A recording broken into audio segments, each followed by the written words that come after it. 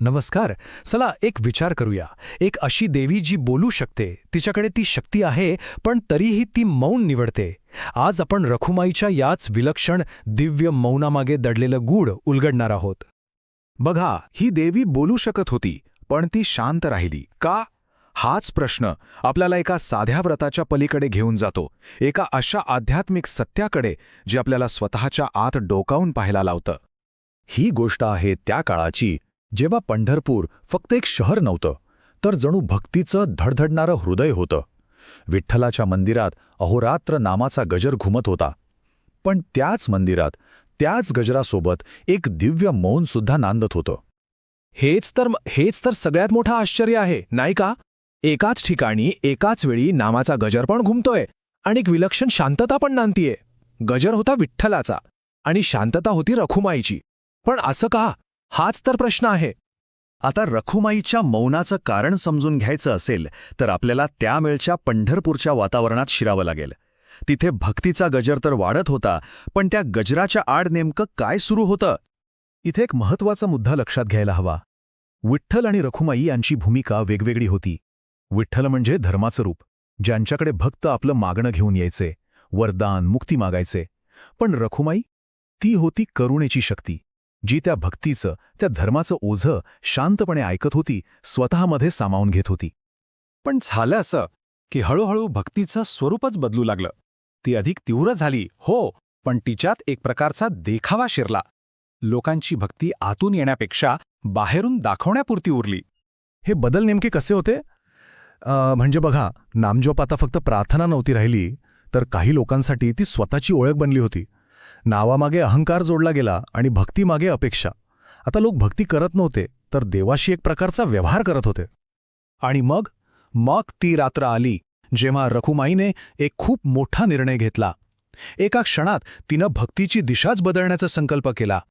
त्या रात्री रखुमाईच्या लक्षात आलं की लोक विठ्ठलाचं नाव तर घेतायत, पण आपल्या चुका सुधारण्याऐवजी आपल्या कर्मांचं ओझं सरळ सरळ विठ्ठलावर टाकत आहेत. म्हणजे जबाबदारीतून पळ काढत होते. आणि त्याच क्षणी तिच्या मनात एक विचार चमकून गेला.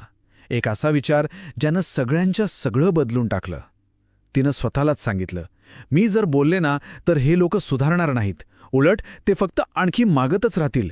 आणि बस त्याच रात्री रखुमाईनं मौन धारण केलं, कायमचं. पण एक मिनिट, रखुमाईचं हे मौन म्हणजे काही दिबळेपणा नव्हता. नाही, ते एका प्रचंड मोठ्या शक्तीचं प्रतीक होतं. चला तर या मौनाच्या शक्तीचा अर्थ जरा जवळून समजून घेऊया. रखुमाईचं मौन म्हणजे एक दायित्व होतं, एक जबाबदारी होती. कसं? तर बघा, विठ्ठल जेव्हा काही बोलायचे तेव्हा लोक त्याला क्षमा समजायचे, पण रखुमाई शांत राहिली कारण तिला वाटत होतं की लोकांना स्वतःची चूक स्वतःच कळली पाहिजे. तिच्या त्या मौनामुळे लोकांना बाहेरून उत्तरं शोधण्याऐवजी स्वतःच्या आत डोकावून पाहावं लागलं. या मौनाचा प्रभाव किती खोलवर रुजलाय हे आपल्याला वारकरी परंपरेत अगदी स्पष्ट दिसतं.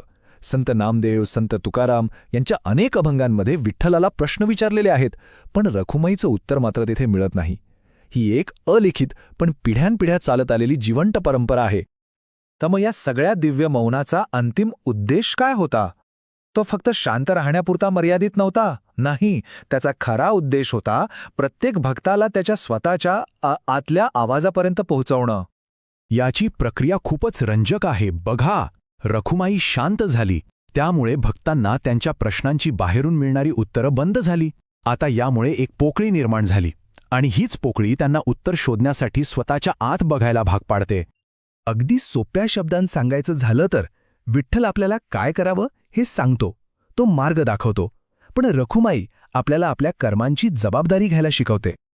आणि या संपूर्ण कथेचं सार खरं तर याच एका वाक्यात दडलंय. जिथे देव बोलतो तिथे करुणा ऐकते, पण जिथे करुणाच शांत होते ना, तिथे आत्म्याला बोलावंच लागतं. आणि हीच तर आत्मसाक्षात्काराची खरी सुरुवात आहे.